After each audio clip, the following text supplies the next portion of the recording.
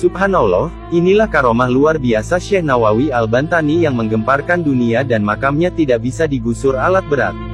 Syekh Nawawi Al-Bantani dikenal sebagai ulama Nusantara yang diakui dunia karena karya-karyanya serta keluasan ilmu di bidang fikih, tafsir, akidah, tasawuf, dan ilmu keislaman lainnya.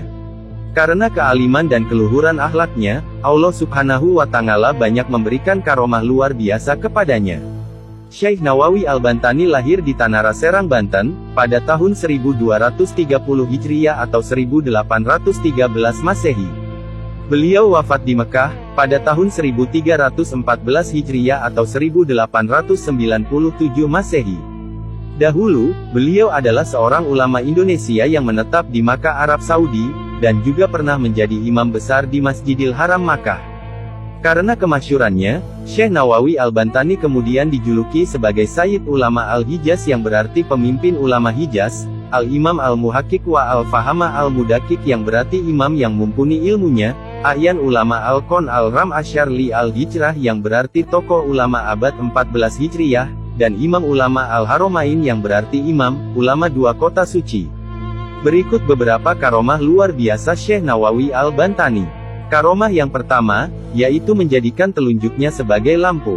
Pada suatu waktu, Syekh Nawawi pernah mengarang kitab dengan menggunakan telunjuk beliau yang dijadikan sebagai lampu. Beliau saat itu dalam sebuah perjalanan. Karena tidak ada cahaya dalam syukduf atau rumah-rumahan, sementara aspirasi tengah kencang mengisi kepalanya. Syekh Nawawi kemudian berdoa memohon kepada Allah Ta'ala agar telunjuk kirinya dapat menjadi lampu agar dapat menerangi jari kanannya yang digunakan untuk menulis itu. Kitab yang kemudian lahir dengan nama Maraki Al-Ubudiyah Syarah Matan Bidayah Al-Hidayah itu, harus dibayar beliau dengan cacat pada jari telunjuk kirinya. Cahaya yang diberikan Allah pada jari telunjuk kiri beliau itu membawa bekas yang tidak hilang.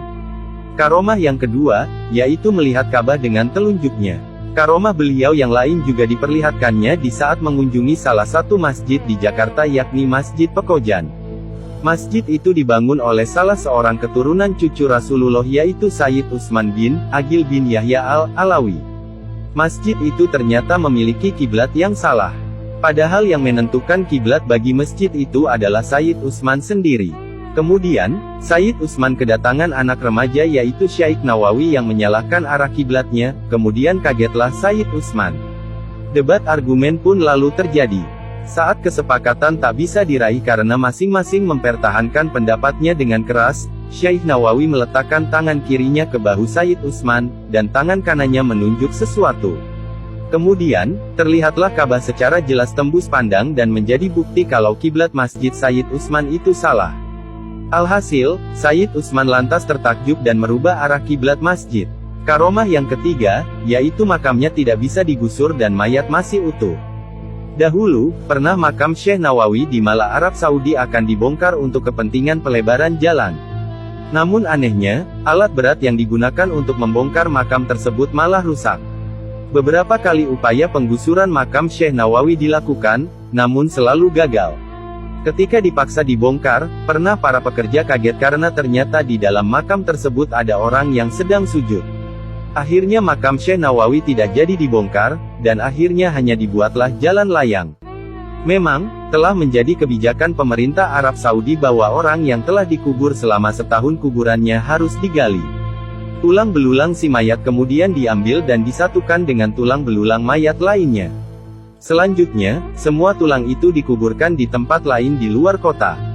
Lubang kubur yang dibongkar dibiarkan tetap terbuka hingga datang jenazah berikutnya terus silih berganti.